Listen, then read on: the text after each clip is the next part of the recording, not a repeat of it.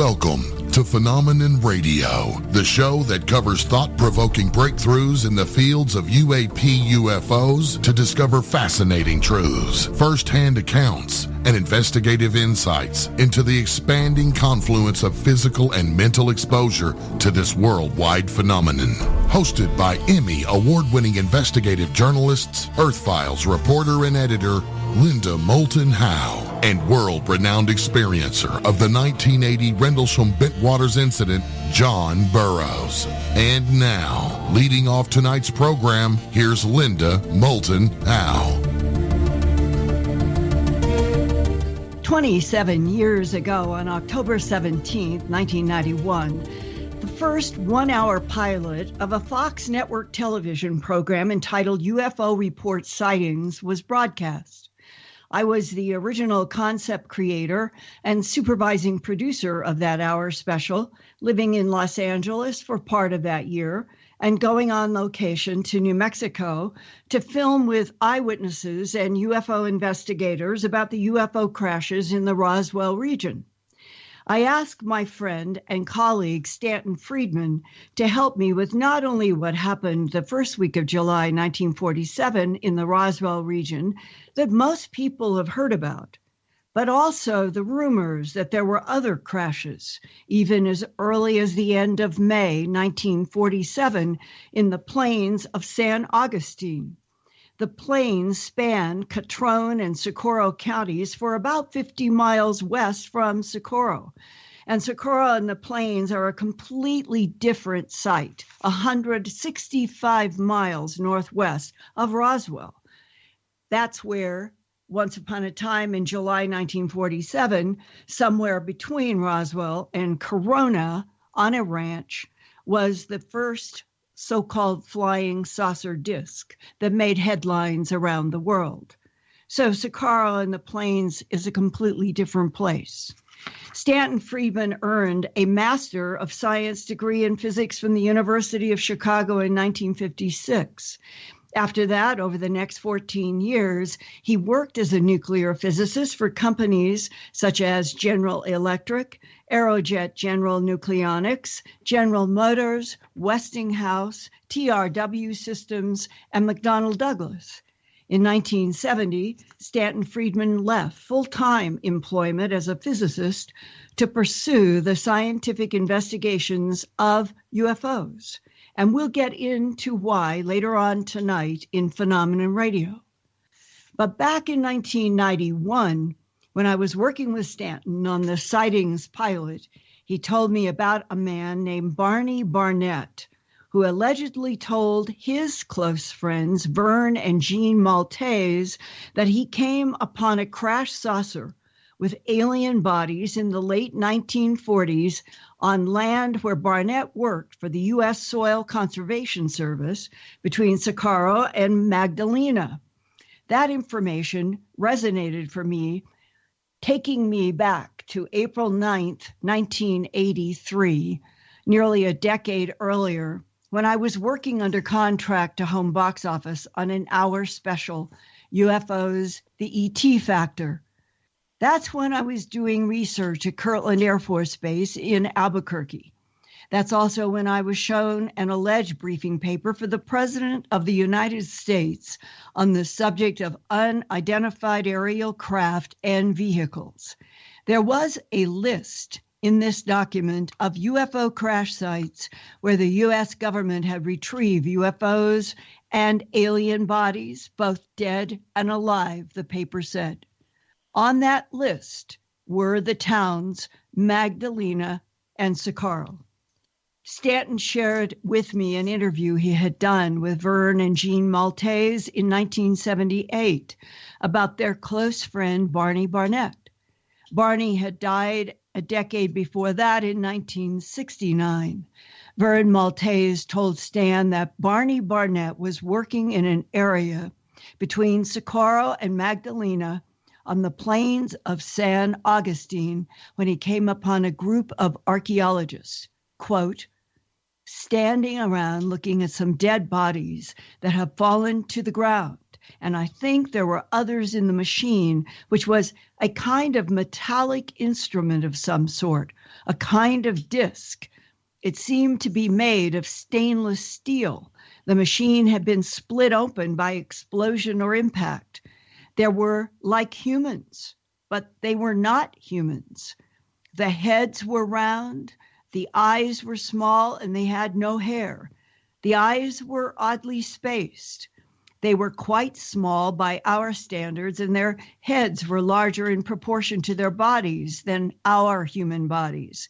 Their clothing seemed to be one piece and gray in color. You couldn't see any zippers, belts, or buttons. They seemed to be all males, and there were a number of them, close quote.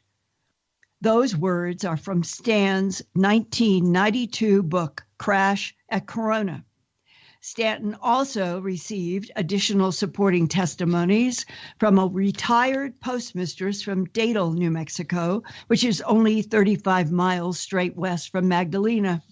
She told Stanton of a crash saucer out on the plains that had been transported out through Magdalena, New Mexico at night.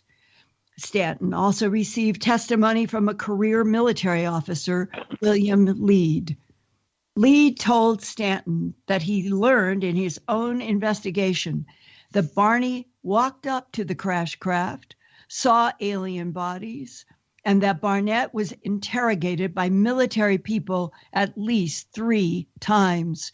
They told Barney strongly that he was not to talk about seeing the disc craft and the alien bodies.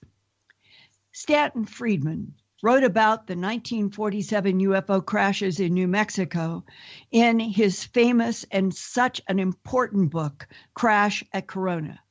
And in that book, he concluded, quote, dozens of first-hand and second-hand witnesses have attested to the details of the crashes, to the retrievals of wreckage and bodies by the military, to their shipment out of New Mexico aboard military aircraft, and to the thorough and continuing cover-up by the U.S. government of perhaps the most important event in the past 1,000 years, close quote. After this short break, Stanton will join John Burroughs and me to talk with us more about his investigations of the important Barney Barnett incident and highlights from his 60 years of UFO research, including another of his very important books, that was published in 1996, and that is Top Secret Magic.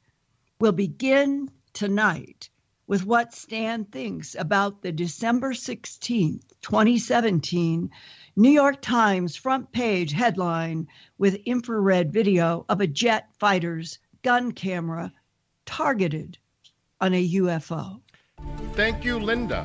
You're listening to Phenomenon Radio live on the KGRA digital broadcast station. Tonight's special guest, Stanton Friedman, will join the show right after these messages.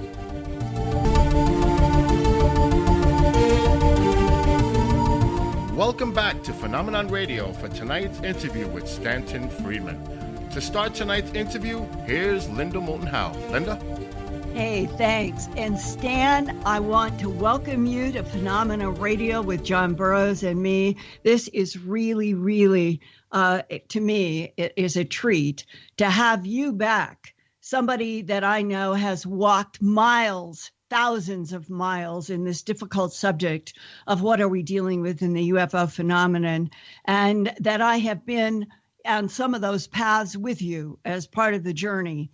And that makes this question to you tonight on Phenomena Radio so special to me, because I think that even if we have not had a lot more breakthroughs since, that the December 16th, 2017 New York Times on the front page above the fold of a photograph of an infrared video from a jet fighter gun camera, and the story that the New York Times did on December 16th followed on December 18th by the Washington Post with more straightforward interview with one of the pilots and another video, was truly a crack in the cement of the past 70 years since World War II, when our government, with England and the allies of that war, came down hard with a policy of denial and lies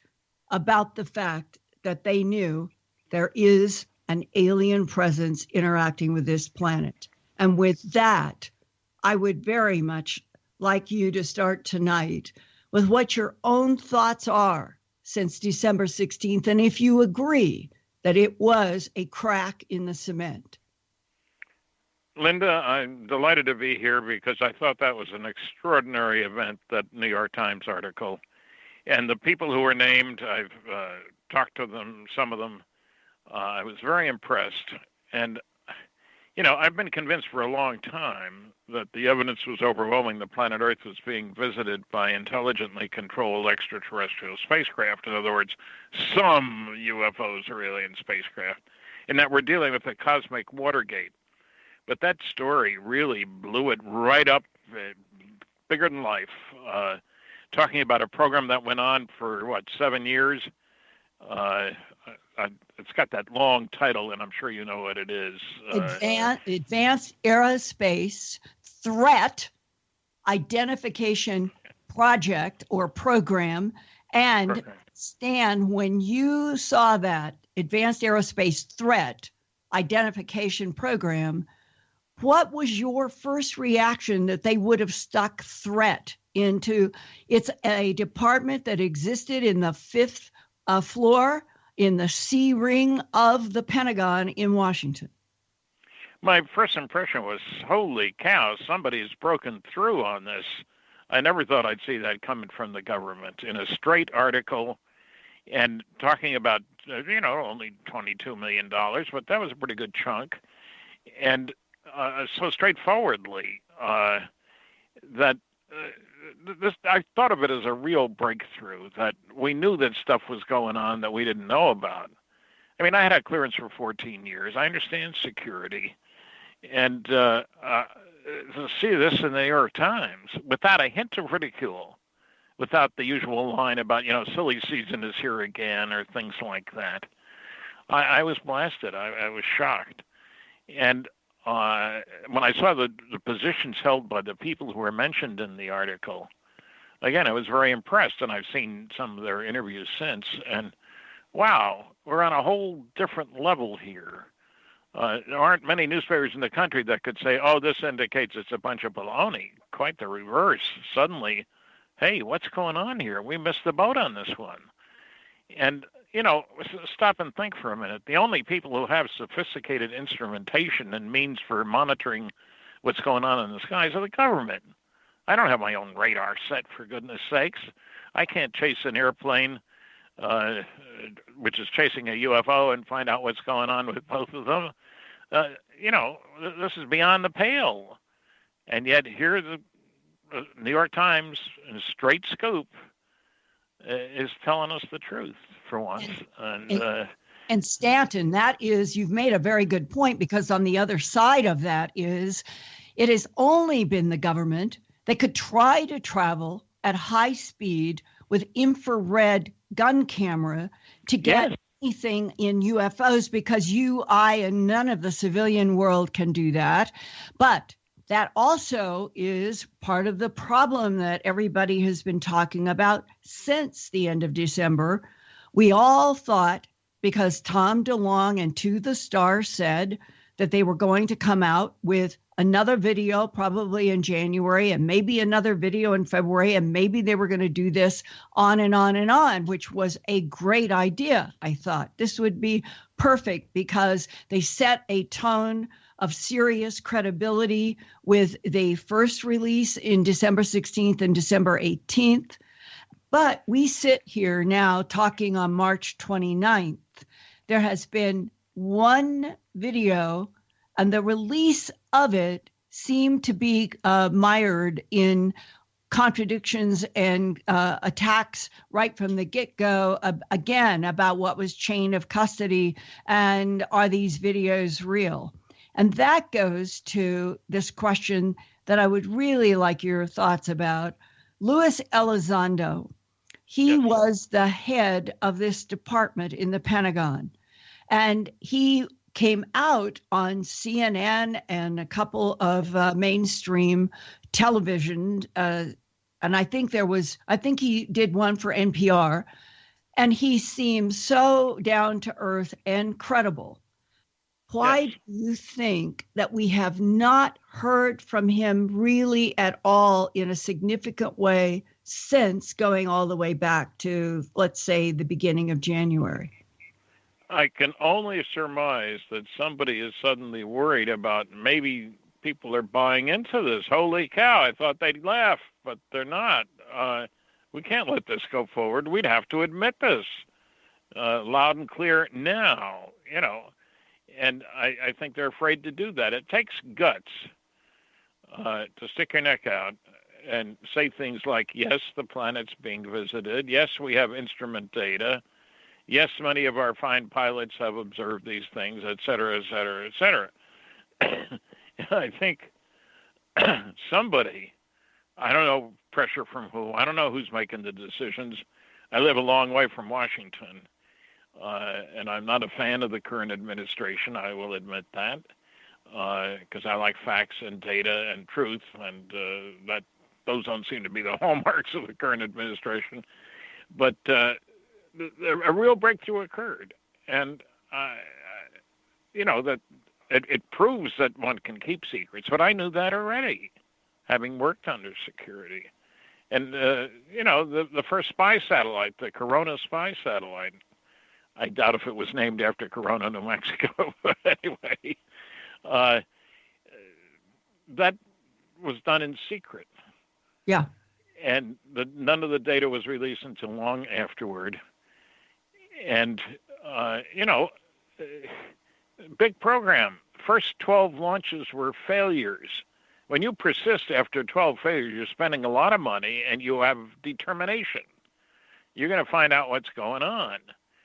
And so that's admitted is remarkable. And well, Stan, because you have led the way for so long on the investigation of Majestic 12, and I have had my own whistleblowers who have told me, yes, it was a real program. Yes, it still exists today. It's just changed name. It's totally buried in, it's no one elected, no one appointed. They have buried the people who control and work with counterintelligence on the UFO ET matters in areas where they can't be touched by changing administrations.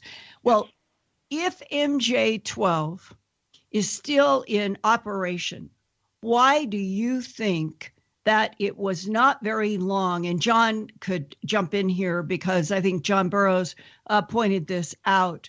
Back in the New York Times, Washington Post, after they were released, that somebody in the Pentagon, it was buried. It wasn't on the front pages of anything. It was buried deeper in newspapers about a week later. The Pentagon jumped in and said and that's it. Who?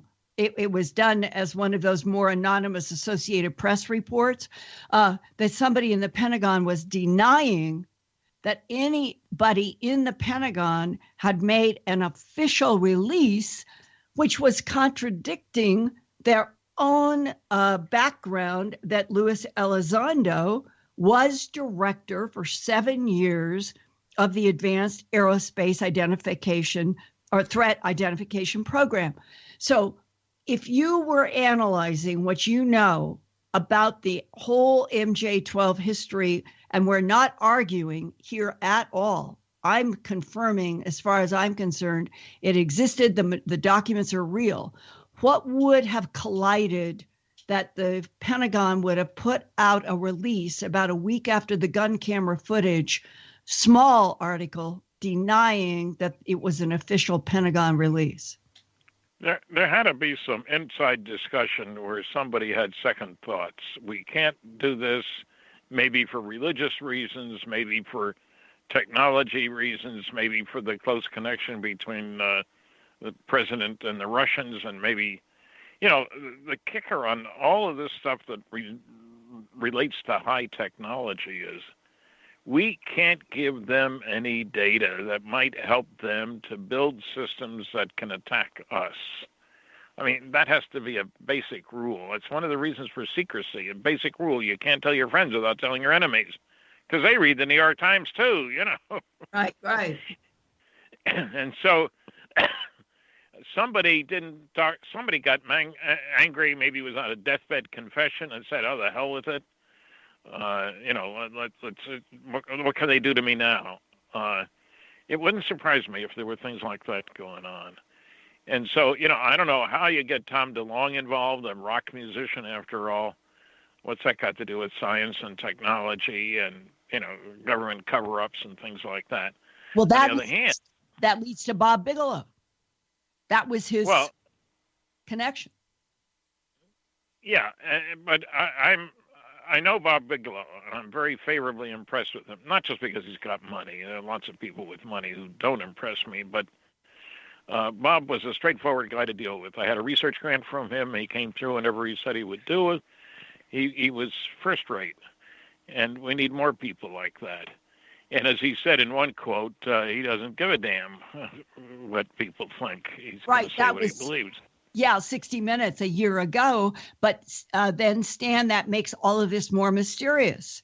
If he was Tom DeLonge's major link, and if Luis Elizondo ran this department for real in the Pentagon, which there's no question that he did, then why has this had, do you think, such a bumpy release? I don't know. I think part of it is because the government isn't accustomed to handling big stuff, and there are differences of opinion. Like I said, there's a religious angle. Now, that doesn't bother me. But I know that there are religious people who have made the long-time commitment that we're the only living, thinking beings in the universe. And so this would fly in the face of that and might say, oh, my goodness, my faith is gone now because it wasn't true. I don't know what's going on, but I think there was somebody slipped on the banana peel. You know what I mean? A sudden event took this in a direction that they didn't expect it to go. I was very impressed with some of that TV thing with Tom DeLonge and other people. It was very smooth, very nice, and so forth. And you'd think all the big media groups would have jumped in, but they don't have guts enough to, I guess.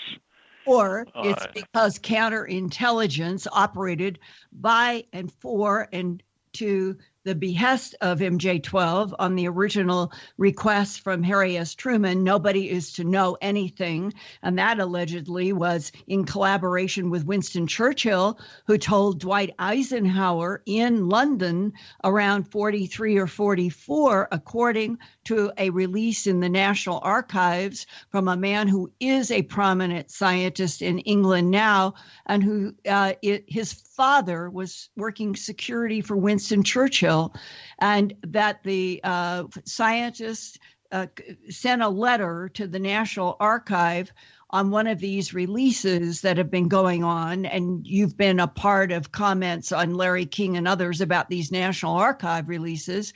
Well, this was the son, a scientist now, writing to a government agency in the MOD, saying that he wanted to go on the record that his father, working security for Prime Minister Winston Churchill, overheard a discussion between Churchill and when Dwight Eisenhower was a general in the war, and they were talking about an RAF, Royal Air Force fighter, and that it was that the fighter pilot reported that a small silver disc, like a drone we would call it today, did fast, rapid rings around the entire body of the RAF fighter and then went back and then forward. It kept doing these rings that were impossible, but they didn't understand the concept of a self-activating drone then. And so allegedly, this was the discussion between Prime Minister Churchill and Dwight D. Eisenhower, General, and that the scientist said that his father told him that the Prime Minister said, this is clearly some other kind of intelligence, and we must keep it a secret for the next 50 years, or the stock markets will crash, religions will crumble, society will collapse. And that it's astonishing today in 2018 to even say those words on the radio, but it was the war years. And today, yes, in the context of all of this, Stan, I'm curious because I think it's nonsense. I don't think anything is going to collapse today if they tell all of the truth. Do you? I think there are certain fundamentalist religious groups that would be very, very upset because they've got a lot running on the notion that we are the only living, thinking beings in the universe. This is it. They've said so very loudly. Other than that, I don't know who else. You're right. Look, I've given 700 lectures. People don't riot after my lectures. I don't get a hard time from people. And some of them are very public lectures. I've had 2,000 people in an audience. I'm just one guy. But if you look at the press coverage afterward, I think I've had one nasty article in all that time, Linda. I'm not saying they all say 3 cheers for Friedman, but at least they're not putting in a kicker, silly season is here again or any of that sort of stuff. And they listen. The people who were on that stage in the live stream on October 11th in collaboration with Tom DeLonge included physicist Hal Puthoff, included Chris Mullen, who had worked in one of the administrations in intelligence, included Luis Elizondo, head of the Advanced Aerospace Threat Identification. And Semivan, Jim Semivan, had worked for the Civil Intelligence Agency for 23 years, I believe. And this is a part that they sort of glossed over, but I wonder if you knew. Jim Semivan, coming from CIA, he and his wife were abductees. It's been made public. I'm not revealing anything that hasn't been made public by Grant Cameron and others. But this was a fascinating group working with Tom DeLonge. Yes. And yet, why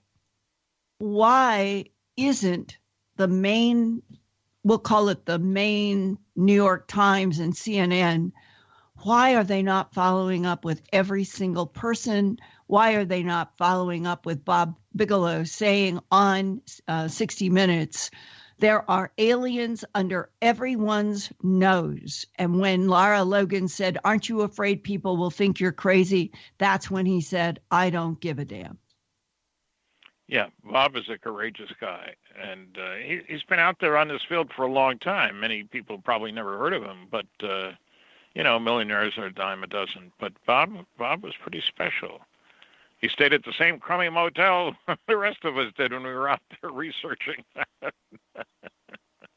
Well, he could afford better, but he stayed with us. And something has gone on. I gather that there's a glitch or there's a second act coming soon. Something's going on. And somebody may have regrets. And, I don't know what's gone on in the background. Did the Pope say something to somebody? Or did he hear from his people, parishioners or bishops and so forth, who have said we're running into a real problem here? People are saying, what does this mean to the church? And did Jesus die to save us? And all kinds of things. I don't know. There's a missing link, I think. And I haven't talked to DeLonge. and I don't know if I could get to them, but it might not be a bad idea, but to see what the response has been. But you haven't seen a lot of big feature stories in the media, have you? No. And the disconnect is a very important word. And I wonder if part of it is, Stan, it was as if somebody thought they could draw a line in the sand starting at 2007 to 12 and talk about this office in the Pentagon, when you and I and Jacques Vallée and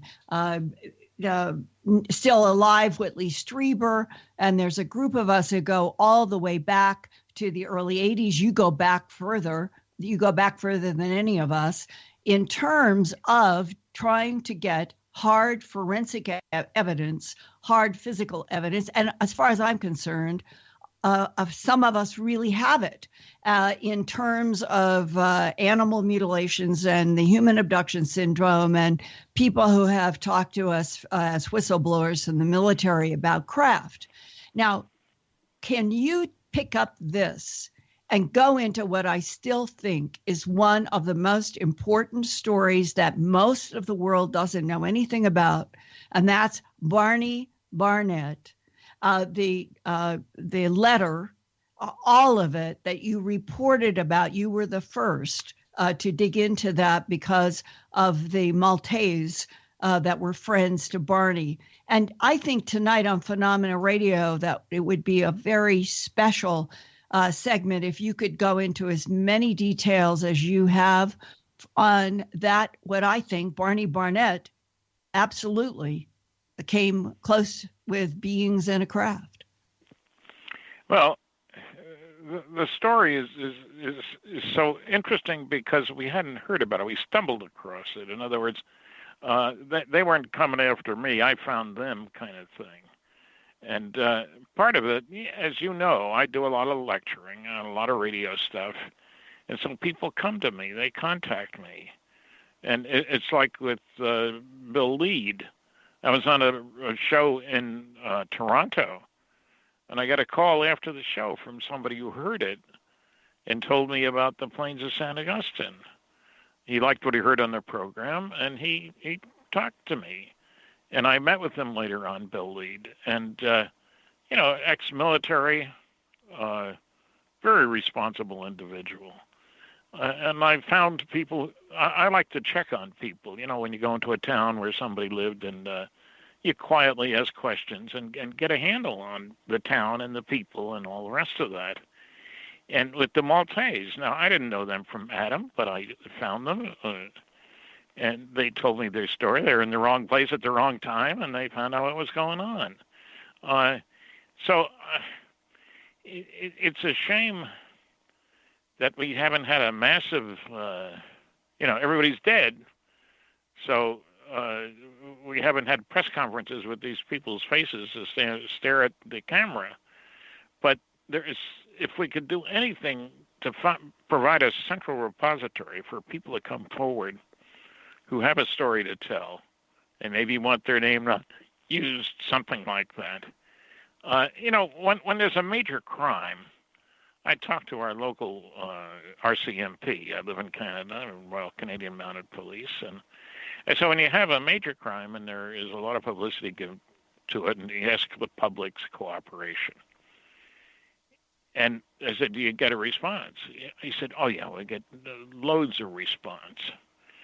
And most, a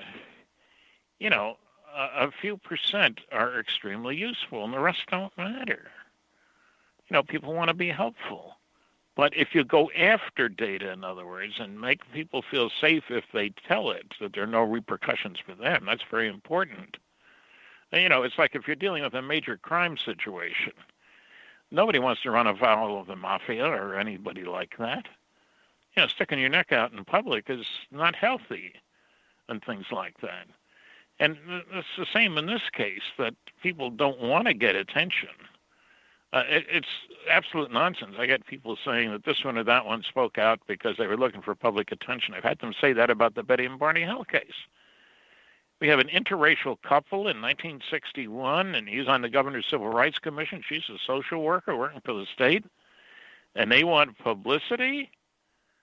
come on, that's ridiculous. The last thing they wanted, they both thought they'd lose their jobs because they didn't make the publicity. And isn't it true that the Maltese reported that Barney thought that he got cancer in his throat or something because he literally bent over one of these bodies? Yes.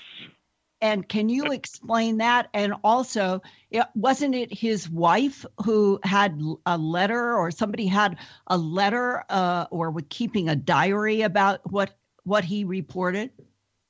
Well, yeah, about where he was at what time and stuff like that. That's how we can trace it, yes. And the cancer, what else strange in the life was going on? Well, he was near a body of a strange being, and who knows what he was infected with it. It's a perfectly curious kind of, what was going on? What did I do? Right. Who knows what kind of bugs they have? We tend to forget that we are here all exposed to all kinds of bacteria and viruses and all that, and we have immunity to almost all of them. Otherwise, we'd be dying like fleas all the time. Once a person. But who knows what an alien would expose you to that we have no built-in immunity for. We have no drugs to deal with or anything like that. So that's not a bad supposition. What did I do that was different? How could I have been exposed to anything? And boy, that's a once-in-a-lifetime experience to be exposed to an alien, That's right. And so close that he felt like he was breathing in the air close to the creature that he was looking at, bending over. I remember that he was concerned that because he ended up with cancer, that the only thing he tied it to was bending over really, really closely to look at an alien being out there between Socorro and Magdalena. Perfectly natural to be curious, wouldn't you say? Yeah. And what was that? Was it his wife who kept that diary? I'm trying to remember. Somebody certainly kept a diary, and that's how we pinned down where he was. Yes, it was his wife, because she would record. Barney worked all over the place, and so she would make notes about where he'd been the previous day. Perfectly natural. I should stress now, make it sound like there's a lot of people out there. This is not a heavily populated area in New Mexico. Believe me, it's not. Right. It's in the middle of nowhere. And so you keep track of things. And, it's not like people had cell phones. So how do you find somebody quickly? Or, how can you reach them if something happens? That's not the way it was at that time.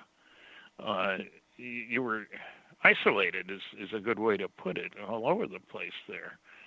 And I talked to people in the area about Barney and about the other people, the Maltesers and stuff. And, these are Westerners. These aren't, I grew up in New Jersey. New Jersey's different from the West. Believe me, it is. Crowded and rough. Well, people, you helped your neighbor. You knew you could stay at somebody's place if you were stuck by the weather or anything else. People were all in it together kind of thing. And they didn't have big religious differences or other political differences. This is the West we're talking about. Back in, in 1940s. And it was a different world. And I should maybe add, I still get people who think, nobody's interested in flying saucers and stuff like that. Well, the International UFO Museum and Research Center in Roswell last year had over 205,000 visitors. Right. But it's in the middle of nowhere. If you're there, it's because you want to be there. You're not on the way to someplace. It's 200 miles from Albuquerque. Right. 200 miles from Amarillo, 200 miles from El Paso. So as an indication of interest, and I've had people say, they have children's costume contests. Well, you got your kids with you when you're going on your vacation trip. You got to have something to give them to do besides listen to lectures from people like me. So you have to understand Roswell a little bit. And I will be going there for the last time, I think, this coming year on their festival. They have an annual festival, and there'll probably be 12,000 people there over the weekend, something like that, in July, right after the 4th.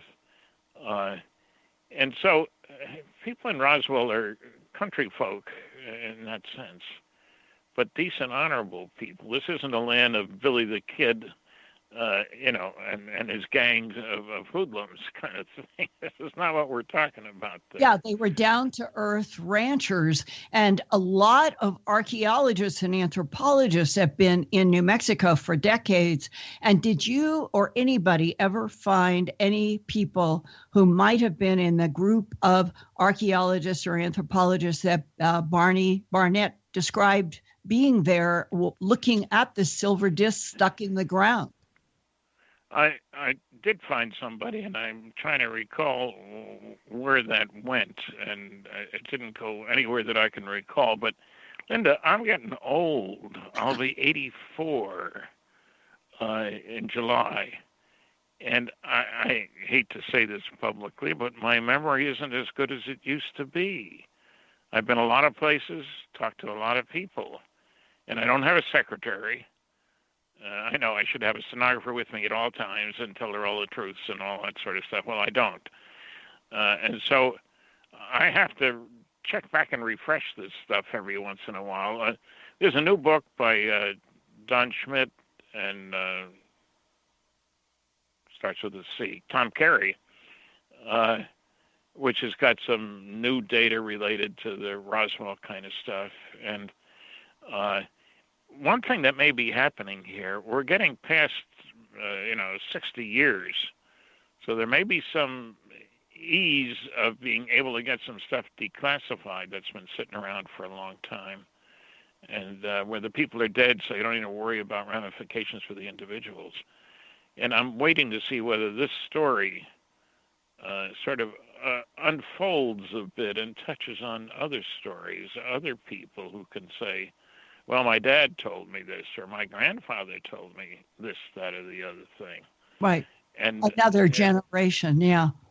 Yeah, and because the times have changed and the attitudes have changed. And another thing that's changed, people may not be aware of the fact that when Frank Drake was talking about searching for extraterrestrial intelligence, he thought there might be 6,000 or 8,000 planets in the galaxy that could be sending signals. Well, now with the Kepler satellite, which is looking for planets, and it's in a long orbit out and back and out and back, and even in a small chunk of the sky, it was catching the passage of a planet in front of a star, and this reduces the light a bit, and the general consensus, the last number I heard, and this may change with time, has been that there seem to be about 1.6 planets per star. So there are about 10,000 stars within 100 light years of here. And that means that there's about 20-some thousand planets that might be like ours. Well, that's the point. And it doesn't need to be all or most. One here, one there, so forth. You're looking for the good places. When guys are going out looking for oil, they don't find it everywhere they look. They take samples, they run tests, and if they get 6 good places out of 50 checks, hey, they got to go in business there, So it's not a question of looking for all of this stuff, all of anything. And if they're not all what we think they might be, then none are. That's nonsense. We're looking for the special ones. I'm especially sensitive to that because as a nuclear guy, you find that 2 isotopes of the same element, one may be 50 times more likely to absorb a neutron than the other one. So you got to be very careful about presumptions and assumptions and so forth. And we make a big effort to sort out what matters in World War II. We built a mile-long facility to separate isotopes of uranium, U-235, the one we want, 0.7%, less than 1%. And we want to enrich it up to 80 or 90%. We built a mile-long facility that was using 5% of all the electricity produced in the United States. And this was during a war when you needed the electricity to produce, bombs and bullets and planes and ships and tanks and all that sort of stuff. And that was all done in secret. The 5% made a big difference in terms of getting us what we wanted. Even though it only started off as 0.7%, then it winds up as 80%. So when you set your mind to it and have a budget, which is very important in this kind of thing, obviously, you can make all kinds of things happen. And so I mentioned the number of planets just because the notion that we're alone seems so utterly ridiculous. Right. And especially when you consider the Earth is at least 4 billion years old. Well, what do we know about what's been going on before the last few thousand years? Not much. Yeah, and it's a universe that's 13.8 billion years old. Yes. So if you divide that by 3 into epochs, you would have 4 billion epochs, and we would be in the latest one, giving a lot of time for other things to have developed. Yeah, we could be somebody's colony, somebody's crop. They could be graduate students doing their thesis work on the development of a primitive society. That's us. We need a sense of perspective about this whole thing. And we know that there were times about the planet's past that we don't know much. We also know that occasionally terrible things happen, right, like asteroids destroying an awful lot of stuff at one time, or you read about, apparently there's an indication that there have been times when there were days and days of darkness. And Noah's flood and catastrophism is part of this kind of unstable planet. Yeah, we like to think everything is the way it is now, is the way it's always been and the way it always will be. Sorry about that, but it doesn't work out that way. Right. The real world is different from that. So it's been fascinating to see what that New York Times article did. And I would like to find out what's happened with Tom and what kind of attention he's gotten, and with Luis Elizondo. I've watched a video of Elizondo and stuff, and very impressed. If you look at the titles for those guys, these are not dinks. Right. And one of the things, no matter what is happening with them, John Burroughs is going to be doing something very interesting this spring. John, I wonder if you could come in now and share with Stanton your own efforts through FOIA with the UK and the MOD and what happened on those UFO policy documents, and what your kind of current status is on trying to see whether they're actually going to release these UFO policy documents that they have denied since you made them admit that they had them. Well, okay. First, I want to ask you something, Stan. I mean, you've been in this forever, and you've done FOIA, and you've done a lot of work in the government. What exactly, or why exactly, what are they hiding? I mean, they said they released everything, which basically what they released, a lot of it was still redacted, which I think slips by a lot of people. Yes. They always say, the government comes out and says, well, we've given you everything I had. There's nothing to see here. We're not hiding anything. But then it's full of redactions. And then when people attack that, then people go, well, it's just names and certain little things that are kept hidden. But if you really take the time to go through certain documents, not all documents, some of them are just names and stuff, but the serious documents, the policy documents and stuff, there's a lot of stuff redacted. And then, of course, the next excuse is, well, it's just hidden military stuff.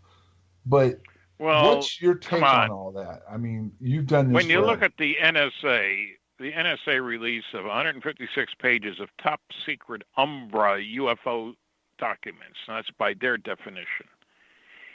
You can read one sentence per page. Right. Everything else is whited out. Now, if that doesn't prove there's a cover-up, I don't know what the heck does. And none of it's recent. It's not like that's, last week's activity or something like that. Well, didn't Peter Gersten, he was the one that forced some of this, and they basically gave him a stack of papers that were completely redacted. Yes. Well, the CIA stuff was better than 90% blacked out. When I got their original release, 700-800 pages or something, was only up through secret, not top secret. I got some top secret stuff, and that was practically all blacked out. So anybody who says they're not keeping anything back, they released it all, says, well, except for the stuff you can't read because it's covered either whited out or blacked out. And there's no denying that. But nobody has called the government to account for that. Well, John has got a really interesting case with the MOD, and it's the same thing, Stan, just now versus 40 years ago, that they always can get away with saying that what they're holding back affects national security or the Department of Defense or the MOD. They always get away by putting its technology, its security, and they're hiding bodies, they're hiding back engineering of self-activating software. They're hiding material that people who have worked with it will talk to me and a few others. And we know that it's all there, but what do we do? What does John do to help leverage open documents that they won't release unredacted? Well, I don't know and I don't know whether it's the same in England as in the United States. I do know that a cooperative effort is what would make the difference. In other words, if you could get lawyers working together as well as witnesses, and if you could get any of the guys, I hate to put it this way, who are on their deathbed, so to speak, and who don't have any heirs who are going to be given a hard time, they're the kind of people we ought to look for. You run ads, wanted witnesses from so-and-so at certain time and stuff like that. And it's surprising, the police do this when they're looking for a witness to a particular crime or stuff like that. They make a major effort to open the door wide for anybody to come in, so to speak. And there's a secret witness program, and there are things like that. Because I don't blame people for being frightened. If they know about something that was considered, that they were threatened about when they saw it, don't you ever talk about this, or we'll kill you and we'll kill your family. I heard that story. Right. Me too.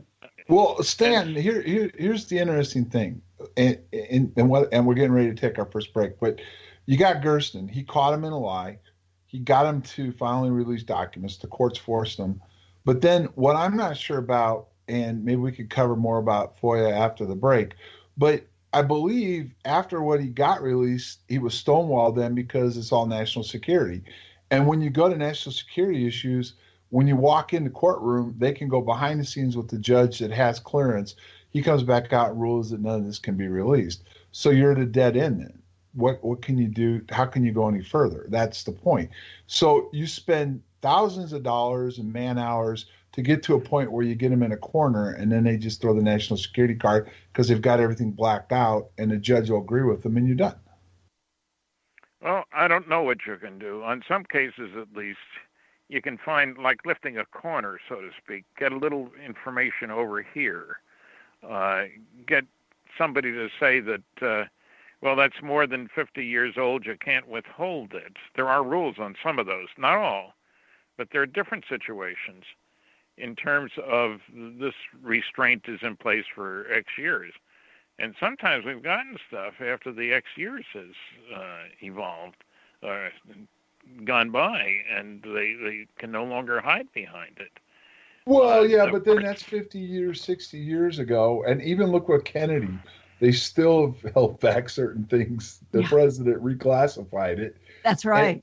And then you get a little piece of a puzzle, but you can't go any further because the rest of it they don't either have or they hide. And I'm not trying to be a defeatist, but that's where No. they get us. And It's very frustrating. It's very, look, there's no question about the frustration involved, a very high frustration factor here.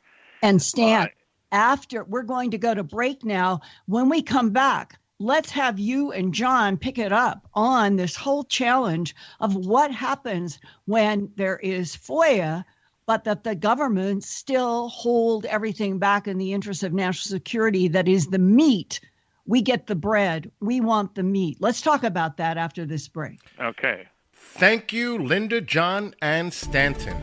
This 50-minute uninterrupted segment of Phenomenon Radio is brought to you by OnlineVibes.com, your personal connection to mind, body, spirit, committed to connecting you with healing modalities that can manifest a true and healthy change in your life. Visit the website at OnlineVibes.com. That's vibes with a Z. Tonight's special guest, Stanton Friedman, will be back with Linda and John right after these messages. Welcome back to Phenomenon Radio Live, right here on the KGRA digital broadcasting station. Before we begin hour 2 of our interview with tonight's special guest, Stanton Friedman, it's time for the news brought to you by earthfiles.com. Here's Linda Moulton Howe. Linda? Hey, thanks. China has a space lab that's going to crash onto Earth around this coming Easter Sunday on April 1st. And pieces could hit the Midwest of the United States.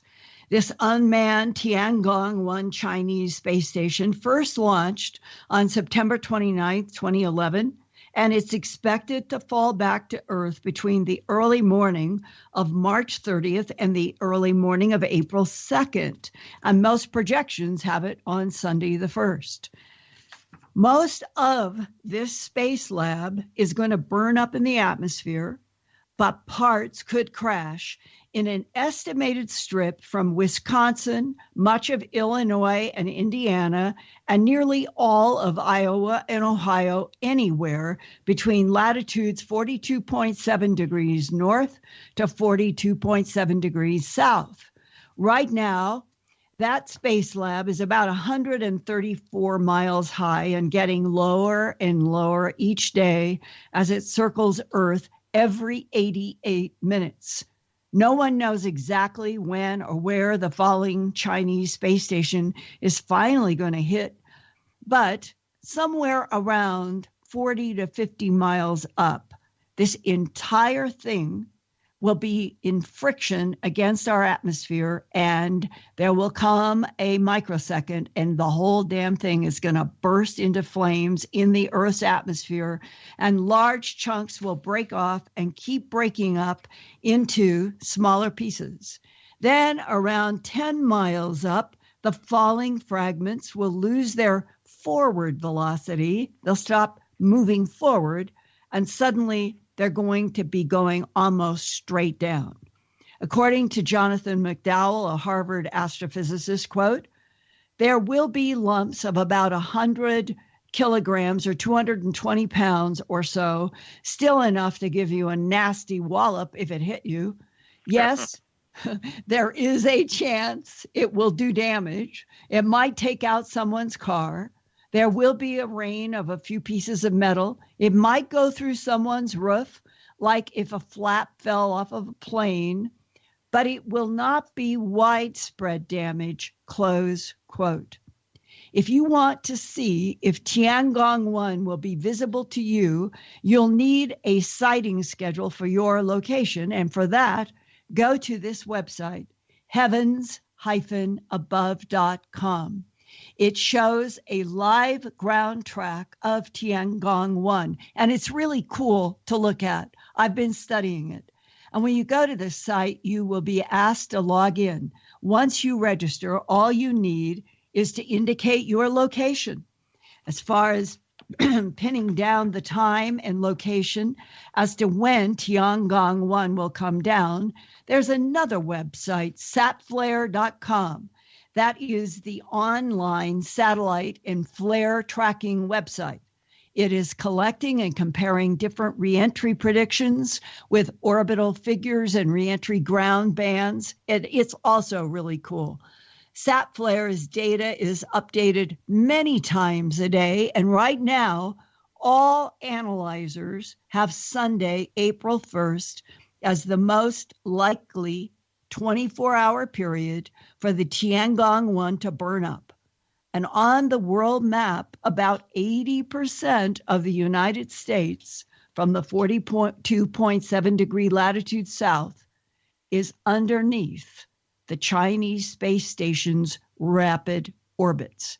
So stay tuned, go to the web, and check out what is going to happen on April 1st in terms of your locale and what the scientists are reporting about where this space lab piece is going to come down. This is Linda Moulton Howe. Please stay tuned to Earth Files news updates on KGRA Radio and visit every day my science, environment, and real X-Files news website, earthfiles.com, for more on breaking stories about our universe, this solar system, and the planet we live on. Thank you, Linda. And that's the news brought to you by earthfiles.com. And now back to the interview. Here's Linda Moulton Howe. Linda? I'm going to throw it to John because you and Stan were talking very interesting about the whole issue of FOIA, national security, Condign, and ground that John has been struggling with for quite a long time. So, John, take it away with Stan. Okay, thanks. Okay, so when we went to the break, we were talking about how when you finally get the government agencies in the corner, then what you get back from them is a lot of documents that are blacked out. And we talk off air for a second, and now we're back. But what I wanted to go into a little bit was the MOD files and see how they correlate with what you've dealt with in FOIA. But so they made this big production that they released everything. And then I got a hold of Condign, and when I went through it in Condign, which I've always found strange, Stanton, because they go through all this stuff about this phenomenon and the different things that go on. And then in the middle of this report, they talk about how the Rendlesham Forest experiencers or individuals may have been exposed to radiation. Okay. Now, so I started asking FOIA questions, and pretty quickly it was low level. It went high level. But the guy slipped up and said they were still holding back a bunch of files. So we had an interesting exchange, and then some higher-ups got in the middle of it. But you got to these, they have 15 files. Now, they released 12 of them very quietly last summer. No entourage this time like before. They made a big production about it. You can't look at them per se. You have to go to the archives themselves to look at these 12. But they've held back 3 policy files. But one of my FOIAs, and I kept all these close to the vest, they admitted to the FOIA to me that they created a weapon off the phenomena. A plasma weapon, yes. Now, and John, it's very important to let Stanton know we're talking about terahertz frequencies in Condign, and it's terahertz frequencies that are being confirmed as emitted from extraterrestrial or other dimensional or whatever is the source of these craft. And the terahertz come in a variety of frequencies. And in this Condign report, which is otherwise a DI-55 MOD, Science and Technology Scientific Analysis Report, that's what it is formally. And it says, and references Rendlesham Forest incident, that this frequency, which we now know is terahertz, can manipulate human minds and damage human tissues. Direct quote from the report. Well, that would be one reason not to release the data. Somebody down here would find a way to use it as a weapon, wouldn't they? Well, yeah, and that goes a little deeper that I wanted to expand on. It's knowledge, it's public knowledge now that after, and you and Linda were both there for Steve Bassett's hearings, that shortly afterwards, and my health had been deteriorating, and our testimony at the hearings drew some interest from inside government people. Government people made contact, and they started looking at things. But one of the things that they said, this particular doctor that came forward stated, was the terahertz was what damaged my heart. And shortly after a paper he put together was handed over to the VA and the DOD, I was able to get medical care. They were able to figure out exactly where the damage was in my heart and how to correct it.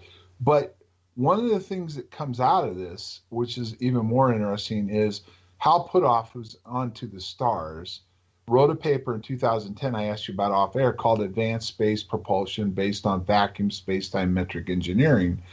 And basically he was working on, and I believe now that project is either on hold or hasn't been funded yet, but Lockheed's working on it because there's been articles about this.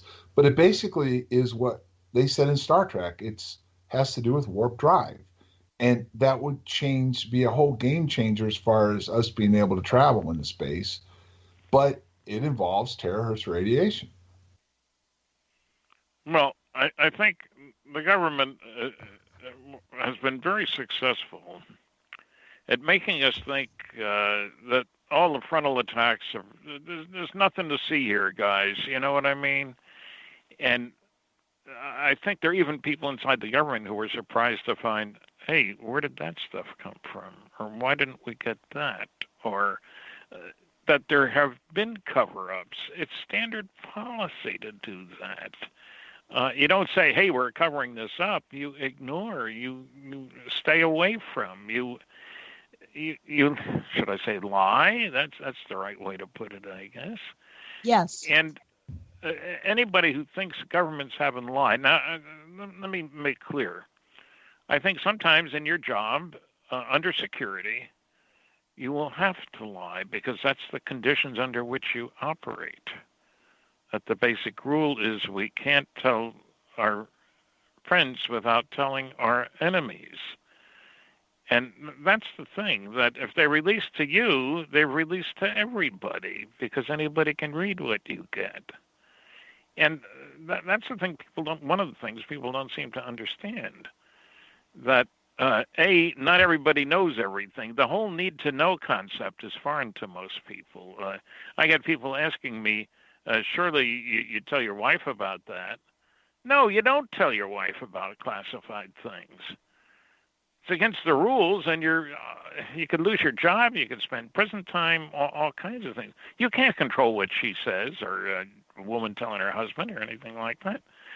So the rules are pretty damn strict. Right, but I'm sorry.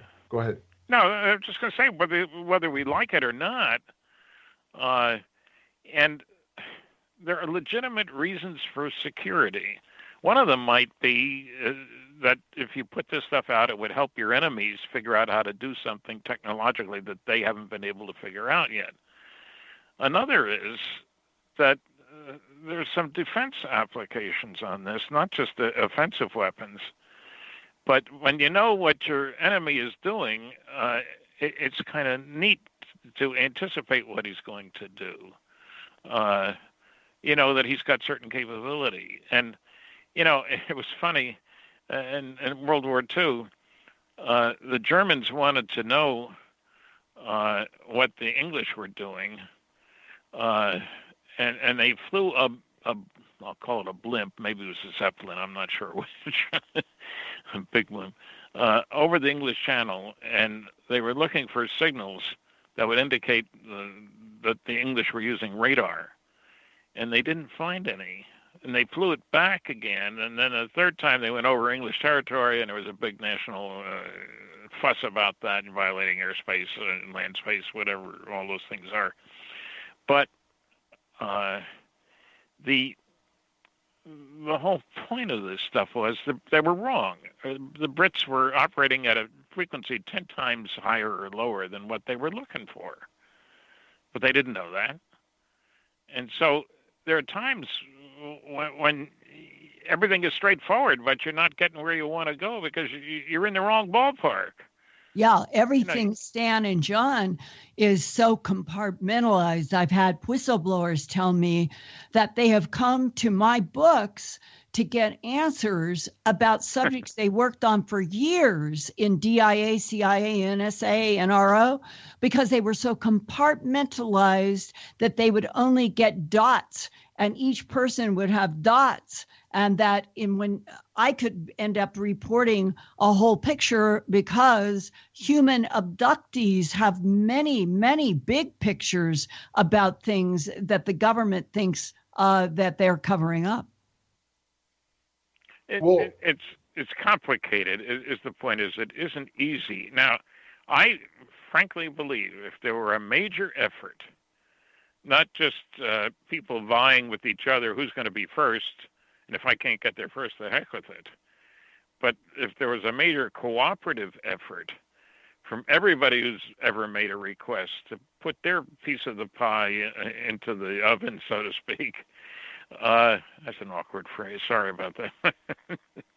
But I think we haven't had that kind of collective effort. We have individuals working very hard, and the government thinking they can get by, and maybe they can because the guy who's handling that request releases what he thinks the law says he can release, and that's the end of that. But maybe if 10 different people were working on this thing, they'd say, oh, I didn't get anything in that category. You did. Let's exchange data here. Right. But there hasn't been a lot of exchange of data on any of these things. Right. Is there anybody, Stan, in our government, the UK government, any place that you think or you've heard actually has all of the pieces on their desk? Is there anybody who really has the big picture of the interactions of alien intelligences with our planet? That's a very good question. I don't know of anybody who has. That doesn't mean there isn't somebody. But again, you get good at covering things up.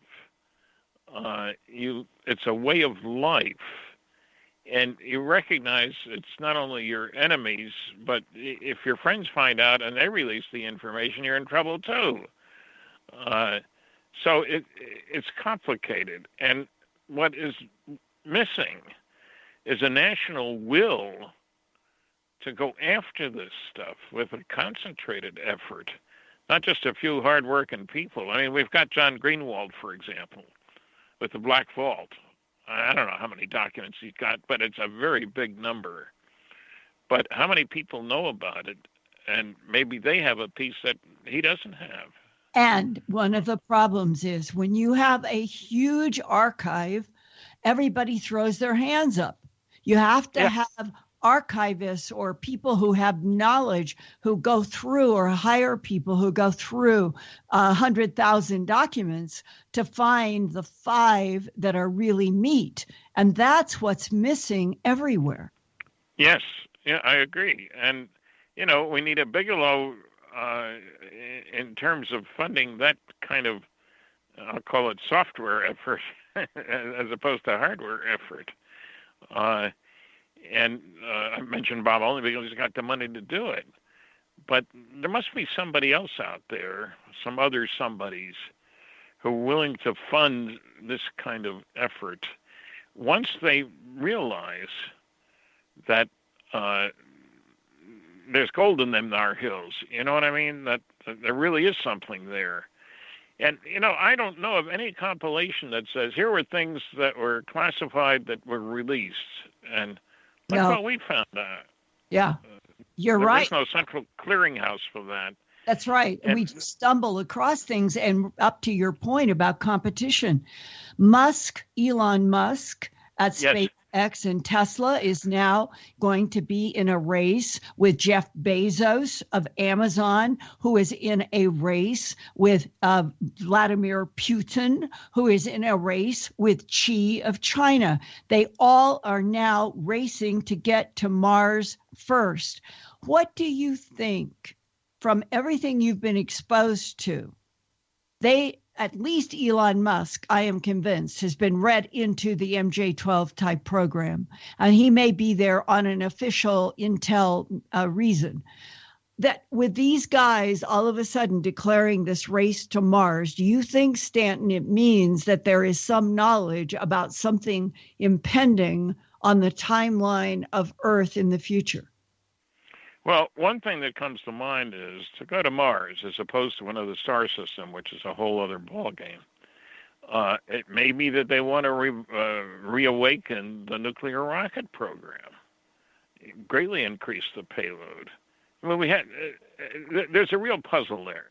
3 different organizations, Westinghouse Astronuclear Lab, Aerojet General, and Los Alamos Scientific Lab, each had successful operation of a nuclear fission rocket on the ground before 1970.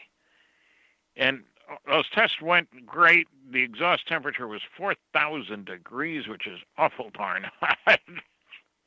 And the program was canceled. Now, a nuclear rocket would triple your payload to Mars compared to a chemical rocket. So who knows what they may be dreaming about doing. That won't get you to the stars, but Mars is a good first stop. What the heck? You know?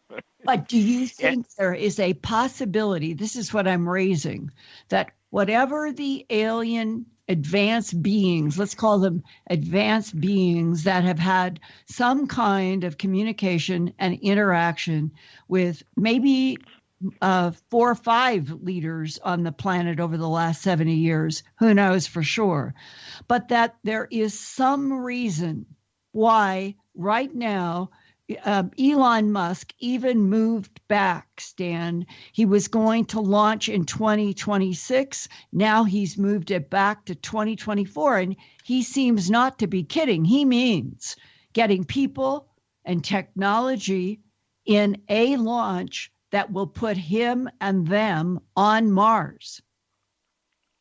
Well, I don't know what's going on, but usually that means something has been discovered. You know what I mean? A box has been opened that, oh, look what we got here. That's right. I mentioned the nuclear only because I know that the studies have long shown that they can double or triple the payload to Mars. That's a big difference, you know, the size of the payload or the size of the rocket, either way. But it takes will. It takes somebody ready to say, let's do it. And, you know, those are the kind of people that are hard to find. But did Betty and Barney Hill or any of the people that you have worked with as abductees and with Kathleen, have they talked specifically about being shown that there still are beings or ancient archaeologies on Mars? Not that I know of. Well, I should ask Kathleen that, but she's been working with more abductees than I have.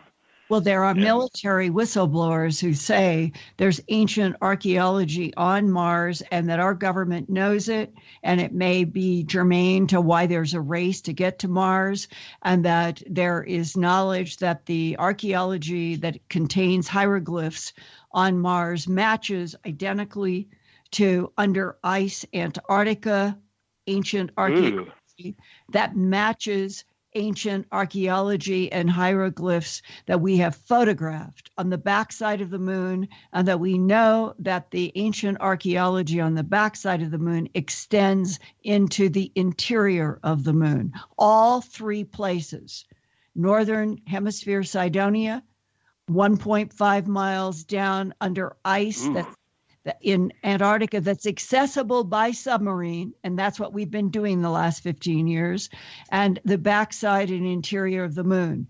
And if these are known to Elon Musk and to Xi and to Putin and now to Bezos, is that why there is a race to Mars? I think that's a very good question, and I think there must be some truth in it. You know, the ancient explorers, hundreds of years ago, people forget how much effort was made to find new stuff. Why did guys cross the ocean? It wasn't to have tea with the natives. They had profit in mind, if you want to put it that way. Find some goodies. It's worth the effort. And, traveling around the gold miners, if you look at the gold era, the gold rushes, so-called, travel wasn't easy. And I've seen numbers like 50,000 people went looking for gold in Alaska in that whatever couple of years that was. And another big chunk of people in California and in other places. When there's, and that, I think of this only because of Elon Musk and stuff, who have money to afford these kinds of things. And if he's moving his timetable 2 years, right, that suggests that he's come up with something that's pretty special, or a wrinkle, if you will. Yeah, or somebody went to him and said, look, we've got to get there first because, and that the government of the United States is backing Elon Musk as a possibility where there's these other players. And after we come back from this next break, John, I'm wondering if you could talk with Stan a little bit about what so far has been a puzzle to you, me, and others in England, that the documents that they say they still haven't released, they've put dates like 2080 on them, completely contradicting the idea of the Ministry of Defense releasing all their UFO files. They literally have extended the security on them for decades. And let's, you and John, talk about that after this break. We will be right back for the final segment of tonight's program on your contact for alternative talk radio on the planet, KGRAradio.com. Well, Stanton, we've discussed different theories about why it's being held back or why we're having trouble moving forward. And Linda wanted us to talk a little bit more about FOIA, but before we do that, I wanted to throw one more theory in on this. Right before we went to break, you were talking a little bit about how there's a rush now by the Russians, the Chinese, and it seems to be private industry more than our government, or, knock, knock, hint, hint, is it really not our government just funding these guys to keep FOIA from, really finding out what we're up to? But ultimately, what if, are you familiar with the movie Interstellar? Not yet, no. I've heard about it, but I haven't seen it. The movie's been out like 4 years, and I rewatched it a couple of nights ago. It was on. And the reason why, and I can't go into too much detail as far as what I know from certain people on the inside of this program, but the reason why they did what they did in the movie was because Earth was dying. And they had, I don't know, was it several decades left, where if they didn't get out into space and find a new planet to inhabit, that Earth would be gone. And part of the funny thing about the movie was that they actually had a secret space program, and it was different, not because of what we imply today, but because everything had collapsed on Earth overall, the economic situation. So NASA was still there, but it was being hidden because no one cared anymore about technology so much. But we had to get off Earth, and we had to go find another planet. And in the actual part of the movie, when they went out to find these other places to live, they actually discovered how not only to do that, but then to save planet Earth. But ultimately, what if this race has to do with the fact that the odds are, like you said earlier on, that this was never always a calm planet. And there's been, different times in history where, there's been extinct level events. So what if they figured that out? And what if now they're trying to balance a fine act of getting technology and getting out into space to re-inhabit another planet, but at the same time keep people sidetracked from understanding that the majority of the people of this planet won't survive? I'm just going to say, you realize that means death for most people. Existential, right. Yeah. And that was what part of the movie was about. It was like, if we don't if we don't do this. They had two problems. One, to find a planet, and then two, how to get the people there, because they were still using the type of technology that we're talking about here. Now, this wasn't like, warp drive and they could build these ships and, go warp drive and be in another star system in a matter of hours or days or whatever. They were actually still using the same technology, but they found a wormhole out in space, and they were able to bounce off of that and go into a different, area. So what if that's part of the thing? It was at Saturn, and that was why it was so important to get out into our solar system, because they discovered there was a natural portal, a natural collapse of magnetic fields in the Saturn to that area of our solar system. I'll be damned. And not only that, but the movie, they had to come up with a formula to get heavy lift. In other words, they had the ability to get a facility that they built that they could basically put out into space and people could survive and they could do all this, but they didn't have the formula for that either. So it's strange, but some of the stuff that's going on kind of fits that movie. Truth is stranger than fiction, man. Well, Stan, I know that you and Kathleen must have run into, with abductees, them being shown three-dimensional holograms or dreams about some kind of existential threat to Earth. I haven't. I've been reading. Kathleen sent me a chapter they've done, a big, long chapter with details about the whole abduction scenario and surveys and stuff. And I haven't gotten through it yet. It's chock full of data so far, but I haven't gotten to a point where we've seen something like what you're talking about. That is where there was a story that, that's what we need to be doing. I've interviewed about 1,600 people now in the abduction syndrome, and wow. There really are common denominators. And one of the common denominators is vivid dreams, usually within 2 weeks after an encounter or an event. And in those vivid dreams, they're being instructed or told or explained why they were being abducted. And very often it is a projection of some sort. Lots of abductees think they're looking at something like a hologram that is projected in front of them. And it shows scenes of the Earth, fire in the sky, catastrophe on the surface of the Earth. Tremendous numbers of these have to do with global flooding. That's why I wondered if you and Kathleen have encountered that. Not that I know of so far, but there's plenty more work to do, things to go through, because there's a lot of data. They talk to hundreds of people. Right. And we have in our own history the strange, a lot of people think it's mythological, Noah's flood. Have you ever talked with anybody who has suggested that actually that flooding of the Earth periodically might be a part of the Earth's, we'll call it gestalt, along with the mystery of ice ages? I've heard words like that. Maybe this has been going on, and these aren't just myths, and we need to know more about them because it could be happening again. Exactly. And would beat the hell out of us if it happened. Right.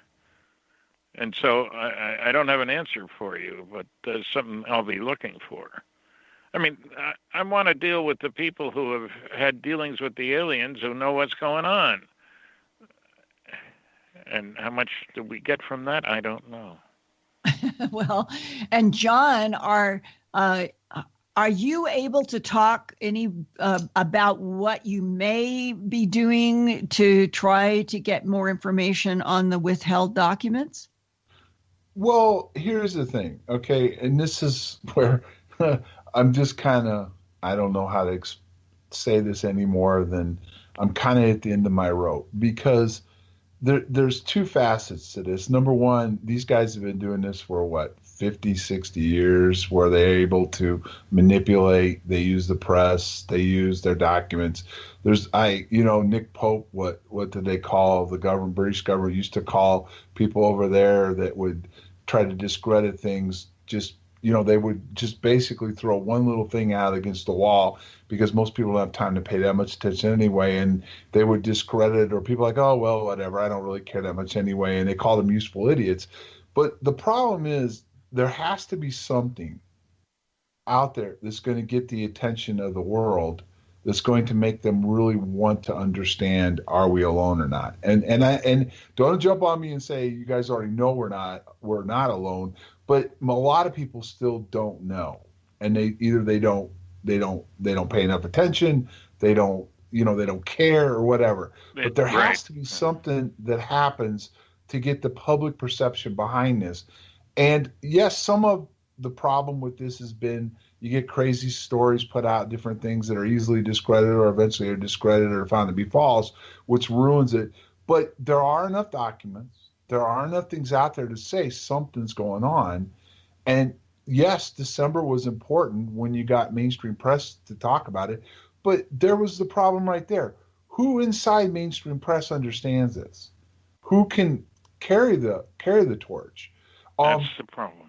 And most people in science aren't going to risk their reputation at this point.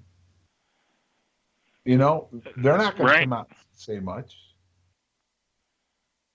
Yeah, so the scientists what's don't it want going to to hear take this. to get people to get behind that? And in fact, Stanton isn't one of the big problems, that the government has taken a position that they weren't going to upgrade the knowledge of most science because it would be too revolutionary. And therefore, if we had an announcement in the morning at 6 a.m., global, there's craft over every country around the planet, then the scientists, I've been told this, quote unquote, the scientists are the ones who will be shocked the most. Unfortunately, I think that's true. And so that has been the biggest reason for disconnect, more so than religions. And yet, as we say that, the idea that we would continue to live with concocted knowledge and false perceptions because the government had bigger knowledge from advanced beings and didn't want to upset the scientists of Earth, doesn't that just hit you as, oh my God, how preposterous can this be? Well, stranger things have happened, I suppose. But take protect us from ourselves. But take this another level, okay? We as a public have been conditioned to two things. The news media has been conditioned, don't touch the story for the most part, because you're going to get ridiculed. Politicians ran from it up until Hillary and Podesta, which that didn't turn out, well, there was other reasons why she didn't get elected, but that part of it didn't work. And then you have the news media making fun of it because they're afraid of it. But then the final chapter in this is that we've been mostly conditioned that whatever we're dealing with would be dangerous. Even to the stars, what was their motto? Yes. Yeah. So we've been conditioned to believe that whatever we're dealing with most likely could be a threat. So if tomorrow, let's just say tomorrow, for whatever reason, hypothetically, there was an event that enough, whatever you want to call them, craft, whatever they are, showed themselves to the point where it couldn't be covered up anymore. Just kind of like the movie Contact, where it wasn't a craft, but there was definitely communications, and there's no doubt it's there. We've received communications. There's something to this. There would be panic because most people have been conditioned to believe that it's a threat. That's bad stuff. Yeah. How do you overcome it? Because Bigelow said we need confirmation to stop there. Now, there's some people inside that group that have told me that the confirmation is over. We're beginning disclosure, but disclosure is going to take 5 to 7 years. But they hope that disclosure will never happen. But their reasoning seemed to be because when disclosure has to take place, it's not going to be a good thing for us. It's not going to end well for us, because ultimately what disclosure is going to be is not going to be well for the way we based our society and our beliefs and where we're going with all that, where we become as a society. There's going to be destruction, lots of it. Yeah. And what you're implying is two-sided, that humans will, in some cases, perhaps go berserk, and some Christian fundamentalists could go out looking for other intelligences to kill. That's worst case.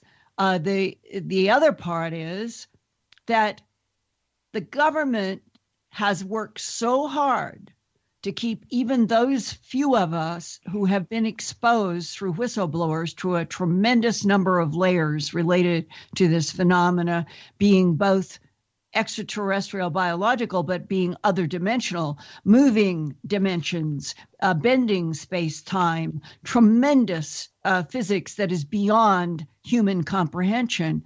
And that on the other side of that then is, what in the world would an advanced intelligence's agenda be with manipulating and harvesting genetics from this planet for so many thousands of years? And that's the danger. Well, maybe they're going to set up camp someplace else. Reseeding the plot, so to speak. Well, what have you been exposed to anything along these lines? No. Really? I live in Fredericton, the middle of nowhere. But you traveled all over the planet, and you were the first to do serious research. And your heavy lifting on the Majestic 12 documents without fear has helped all the rest of us have more and more access, because those documents, Stanton, I'm just going to say this. I think that all of the Majestic 12, the White Hot paper, the Interplanetary Phenomenon Unit paper, and Majestic, I think they are all real as the sun, and that every person on this planet, if they read every one of those documents, they wouldn't need the government to take them by the hand anymore. Maybe. I don't know. I'm not a psychologist of the mass reactions to anything extraordinary. And we don't have a lot of history of, there weren't riots when we found out that we dropped atomic bombs on Japan. Right. That's right. And remember, that was the Japanese. It's okay to kill them. And the insight that you're the one on Menzel. And the fact that Menzel could be that Harvard astronomer covering all of this up in collaboration, and Sagan taking the baton from him. Can you talk about that and how that may or may not give us some insight about what could be happening with Elon Musk now? Well, certainly Menzel is a splendid example of somebody who knew one hell of a lot and didn't release it. When it turns up that there's even a whole book or a big paper on the cryptologic contributions of Donald Menzel, would you believe? The insiders look at him. Menzel was a very competent, very important person because he proceeded with doing what he had to do without any concern for what people would think about it. Harvard University, that was his context. Well, yeah. And I developed, I didn't like Menzel when he was alive. But once I found out the truth about him and all the work that he'd done sub rosa, and I was astonished. I developed an admiration for the man. Wow.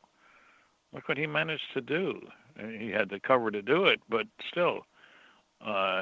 For our audience, you wonder how many are there else out there that we don't know about. Right. And Stanton, for our audience, let's just say in a sentence that Menzel at Harvard University in astronomy, was working for MJ12, and was the biggest debunker with the most credibility of the UFO phenomena, while behind the scenes, he was one of the analyzers.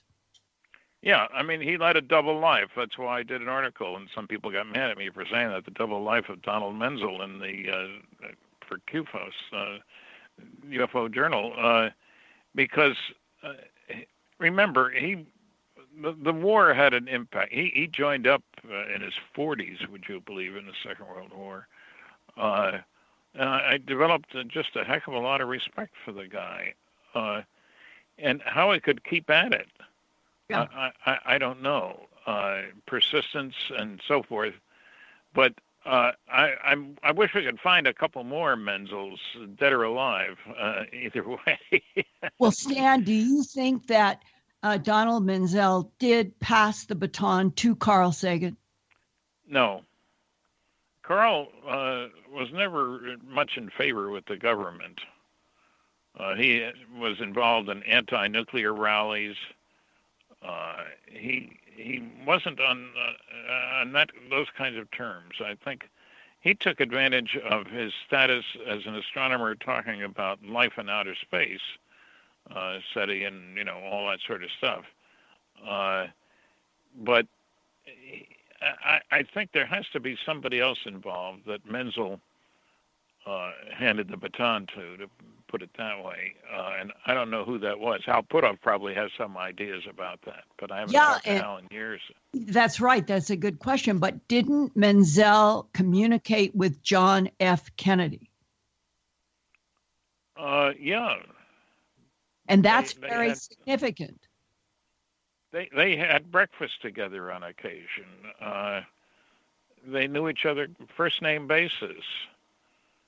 And when we are properly clear, I love the line about the NSA. There's one other area where I may be able to be of assistance to you. When we are properly cleared to each other, I can tell you more about the NSA. And it was Menzel basically saying to the guy who was going to be president of the United States, I have a high clearance, you don't. And when you do, then we can talk. Yeah. And what can I say? They would have breakfast together, for goodness sakes. It wasn't just that they were on a first name basis, but there was a close connection there. And some people gave me a hard time about that. Oh, Menzel couldn't lead a double life, but he could have led a double life. He did. Right. And Stan, it could have been Menzel himself who was provoking John F. Kennedy when he was president in that third year before the assassination, and that only 10 days before the bullet took him out, that he was saying to the CIA, I want to do a collaboration with the Soviet Union on the moon. I want to open up the truth about the fact that we are dealing with, whether they thought they were extraterrestrial biological entities from Zeta Reticuli 1 and 2, or they were from another dimension. It's hardly any more matters to me. It's that John F. Kennedy was already exposed. It's very clear, more and more documentation. He knew that there was what was called the alien presence on this planet, and he wanted to open it up, and he wanted to open it up with our so-called Cold War Soviet Union. And that's why I think that he ultimately was assassinated by players, CIA, God only knows, who were trying to make sure that the MJ12 rule, no one is to ever know about any of this, that the president of the United States became a national security threat to the United States. That's the bottom line. I'm not going to argue with you that wasn't the case.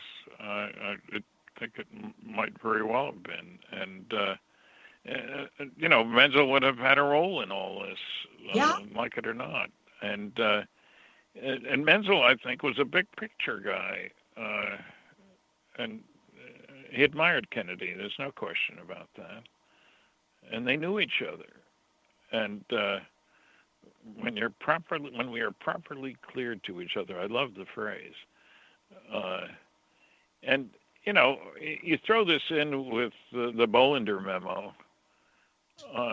Tell people what that is, because a lot of people don't know what the Bollinger memo is. Okay, Carroll, Carroll, Bollinger was an Air Force general who was asked what we should do by his superiors. What should we do about UFOs? This is after the Condon report. And so he wrote a memo, which we didn't see until 10 years later. We only saw it because Bob Todd wrote hundreds of Freedom of Information Act requests, and this memo was in the pile, so to speak.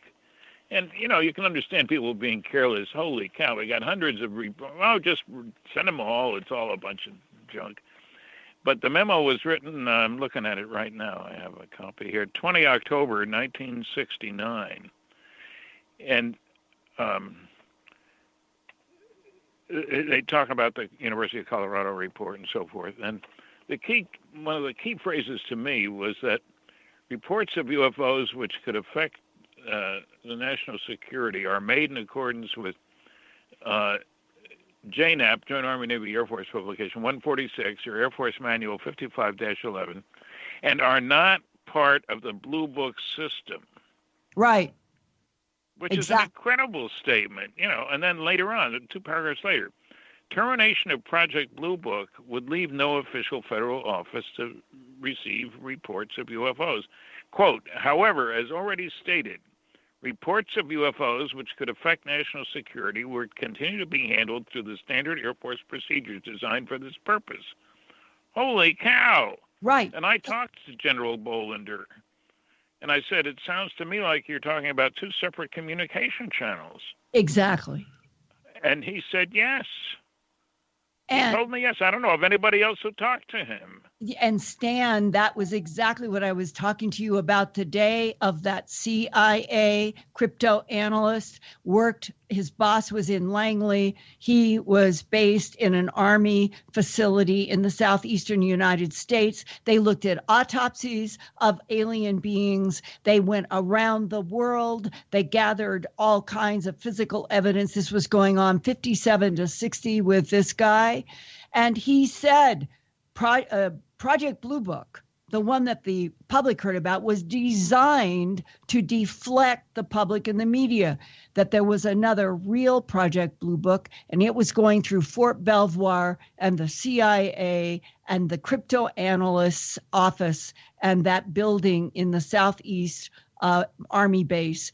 And that was real collection, so that they cleverly, as he said, we often had the same name for very sensitive projects. So if anything leaked, we'd always be able to prove that the one that was public was nothing, and behind the scenes was everything, including bodies, craft, and back engineering of technologies. And on that note, tonight, Stan, I want to thank you so much for being with us, and for the 60 years you've given blood, sweat, and tears to trying to open up what you, I, John, and so many, we've been exposed to facets, and we know we're not alone in this universe, and we're impatiently waiting for the big 8-inch headline around the world. And let the chips fall where they may. Thank you, Stan.